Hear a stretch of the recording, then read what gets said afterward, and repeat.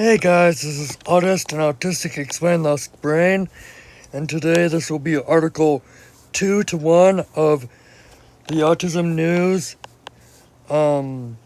series. This will be the last article in this playlist, guys.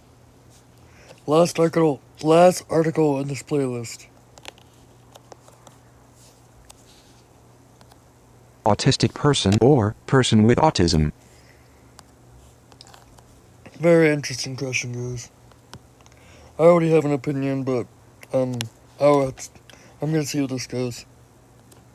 Parents are often introduced to autism and its language from the vantage point of the medical model. Parents' relationship with autism and their use of language involves an experiential process. Family members, friends, and professionals have various meanings attached to autism that influence their language. Okay, I want to pay attention to this up here, guys. Parents are often introduced to autism and its language from the vantage point of the medical model. Yeah. When a child is identified as autistic, as I like to say, instead of diagnosed, I like to say identified. When a child is identified as autistic, very much so, the language is influenced by the vantage point of the medical professional that identifies autism in that child, or identifies that child as autistic, guys. It's very much influenced by that medical professional or autism professional, guys. It's very much influenced.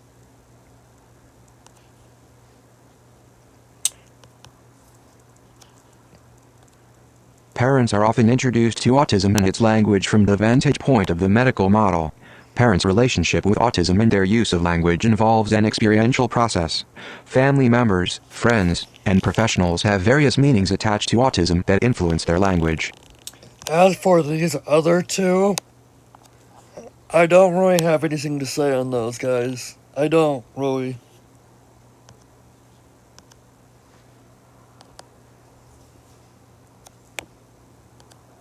As a neurotypical mother, my introduction to autism and its language at the time of my son's diagnosis was from the vantage point of the medical model, which usually makes use of person-first language, i.e., person with autism, Kenny et al. 2016. Whereas many parents of young persons on the spectrum find the diagnosis process reassuring as it validates their concerns about their child's behavior and offers a roadmap for how to support them, others find the process of integrating the concept of the autism spectrum into their narrative about their child's identity to be confronting. I do like with this article, guys, them saying neurotypical instead of quote unquote autism, mom. That phrase bugs me. It bugs me because a lot of autistic people think of autism as a culture. It's our culture, and many people do think of it that way. I've heard of it before. Yeah, it's this word, guys. Neurotypical. Neurotypical. Let's keep reading though, guys. No, listening in my case. Oh boy. Carers may go through a process of redefining their expectations, even grieving their former expectations around parenting a mainstream child. By the time they receive the autism diagnosis, many carers are no strangers to experiencing judgment, Rowan, 2013, and increased levels of stress, Bonies, 2016, due to coping with their child's special needs and frequently occurring comorbid conditions such as sleep difficulties, anxiety, attention challenges, or disruptive disorders, Moodler et al. 2022, as well as financial implications, Tafker and Kang, 2021.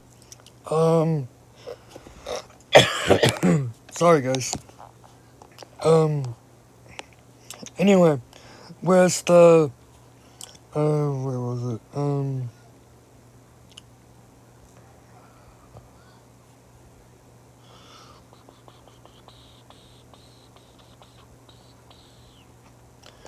Hold on, guys. There was something in here I wanted to speak about. By the time they receive the autism diagnosis, many carers are no strangers to experiencing judgment, Rowan, 2013, and increased levels of stress, Bonies, 2016, due to coping with their child's special needs and frequently occurring comorbid conditions such as sleep difficulties, anxiety, attention challenges, or disruptive disorders, Moodler et al.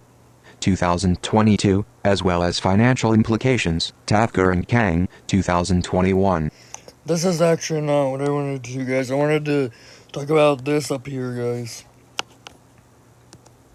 Carers may go through a process of redefining their expectations, even grieving their former expectations around parenting a mainstream child. You shouldn't lower your expectations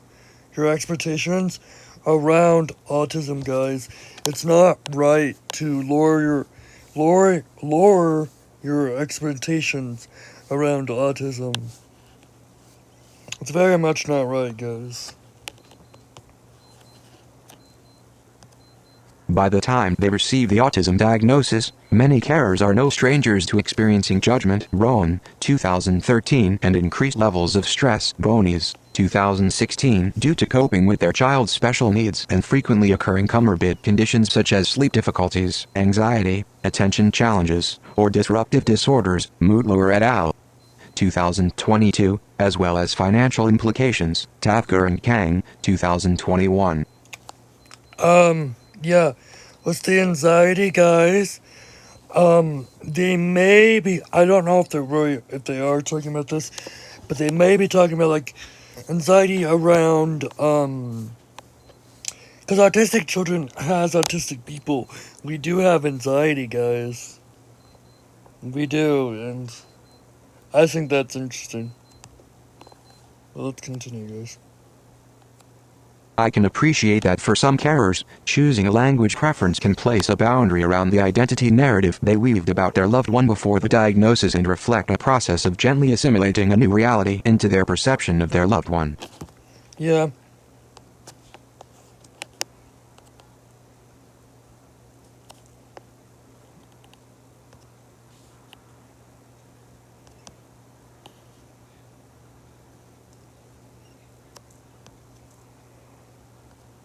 In addition, the heterogeneous nature of autism adds to the uncertainty about the impact of early interventions on a particular child's symptomatology looking to the future, making it more difficult to experience acceptance. Yeah. I feel like with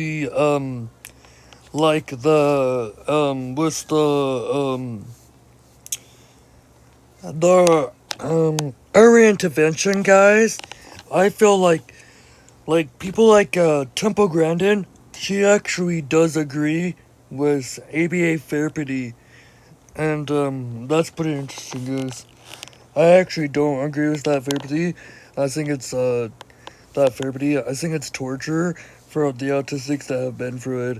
I have not been through it with being diagnosed, having a late diagnosis, guys, or being identified as autistic late in life. I was diagnosed last year.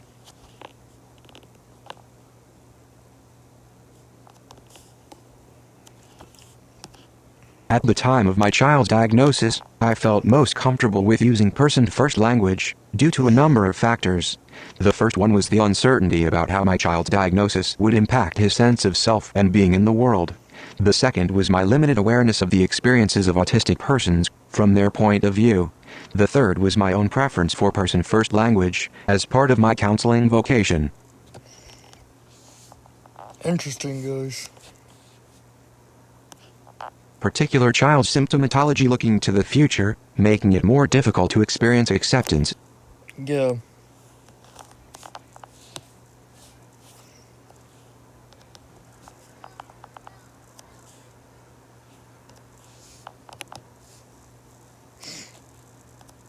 At the time of my child's diagnosis, I felt most comfortable with using person-first language, due to a number of factors.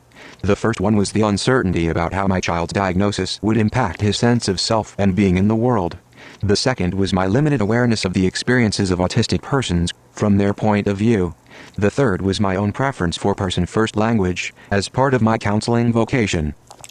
I actually don't agree with person first language, guys.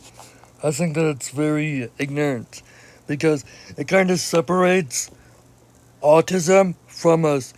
It makes it sound like autism can be removed from us, guys, and it cannot be, obviously. At the time, I also remember finding it confusing to integrate the many vantage points on what autism meant, ranging from slogans like different brilliant to neurological disorder.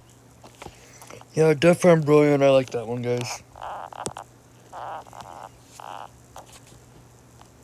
Following the diagnosis, I experienced a gradual expansion of awareness and appreciating the way my son related to the world. That's very cool, guys.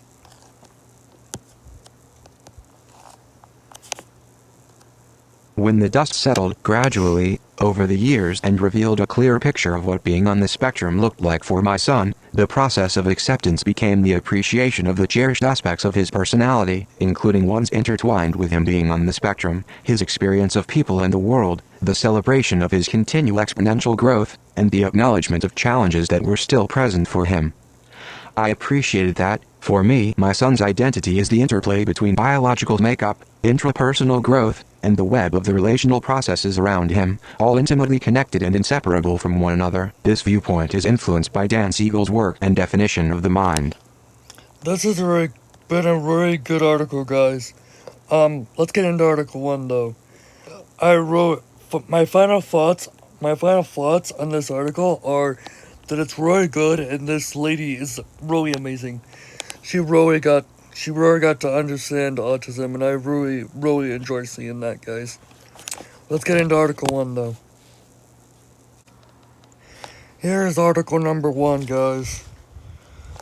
Here is Article number 1 of the top 5 autism news articles, guys. And I actually might change the titles of the videos for that. I don't know. Anyway, let's get into that.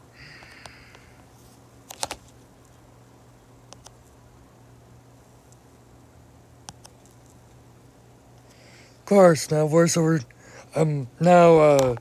Spoken content's not working. Let's get into voiceover then. Voiceover on Safari. Show sidebar. Autism training equips first responders with educational tools. Heading Level 1. Article. First responders in our area are now more prepared when it comes to interacting with people who have autism during emergencies. Heading Level 2. Example video title will go here for this video. Scranton. PA. Police officers and first responders gathered inside Lackawanna College Monday to learn about autism and how to recognize it. Gary Wheatson has a son with autism and travels the area, educating communities about it. That's really good, guys. How to communicate with individuals with autism and get them to follow simple commands. We go over concrete language, and the way you ask them to comply is different. Subtle little techniques that make a world of difference, Wheatson said. Concrete language does a really big thing, guys. I actually have a friend that's autistic. He's higher support needs than me. I actually met him at school this last school year, guys. And yeah, concrete language is actually what he responds best to. And yeah,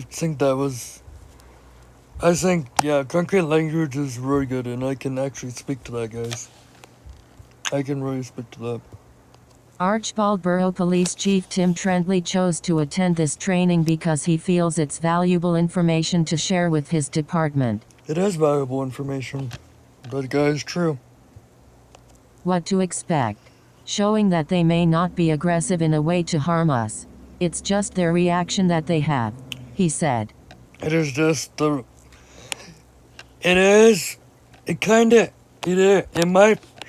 reaction that we have because we are scared, and when the body is scared, we have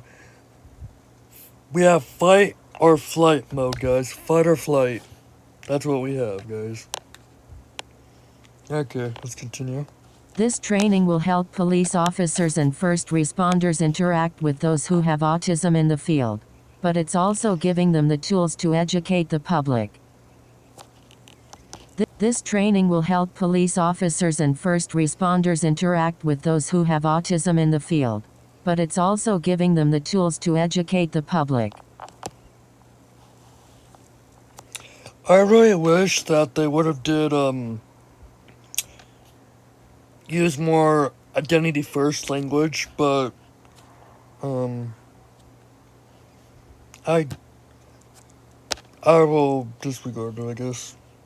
Anyone that has an autistic person should call their local police department and notify their local fire and EMS and tell them this is a situation I want you to be aware of, and this way we can plan ahead, Trentley said. EMS. They said EMS, but the voiceover did not say it. It said EMS. So just keep that in mind, guys, that voiceover does not pronounce everything correctly. Wheatson says this training is key for first responders because emergency situations can be overwhelming for people with autism. Yes, they can. You're so right. It can go so wrong so quickly. Not getting it right can be tragic to everybody involved. All you have to do is look up on the internet interactions that have gone wrong, he said. Yep, that's all you gotta do, guys. You look it up. Over in Utah, which is just a little while from where, like maybe a little while from where I actually live. I live in Idaho, guys. And, yeah, guys, that happened in Utah. And it was the Landon Cameron case, guys. Go look that up. That's crazy. I thought it was really crazy. It was really sad. I think, yeah. It can go so wrong so quickly. Not getting it right can be tragic to everybody involved. All you have to do is look up on the internet interactions that have gone wrong, he said. Sensory kits are also helpful for first responders to have on hand with items that are safe for people with autism to use. I can't remember what, department did it, but it was called the 911 rescue bag.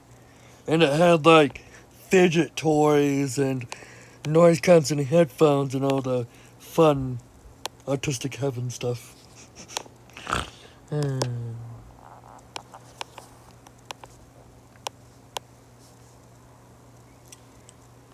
I've already watched this, guys, and it's not this. Assistive touch menu. Assistive voiceover. Voiceover off. It's not the story that I was thinking. Anytime you see. Yeah, it's not, guys. It's just an advertisement for their news. Anyways, this is Article 1. There will be links on my end screen for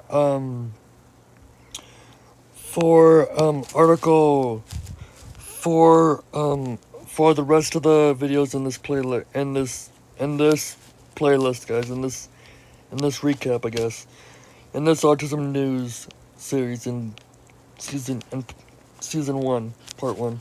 Anyway, yeah, make sure to subscribe, like, and turn on your notification bell, guys. Make sure that notification bell is turned on. Hit that bell. Okay, see you guys.